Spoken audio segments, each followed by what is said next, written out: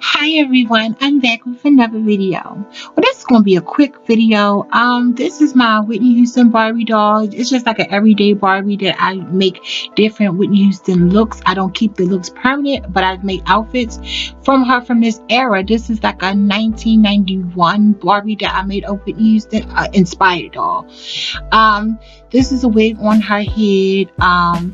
And I tanned her a little more and got her a little cross earrings. So I bought these overalls online. It's from a Barbie doll. They were used. I bought them used, and I had these sneakers from an old doll already, so I just painted them with nail polish sparkle silver, and then we put both of them together on the doll already, and voila, here you have the inspired look from Whitney Houston's Welcome Home Hero of her singing the national anthem, the Star Spangled Banner. She looks beautiful.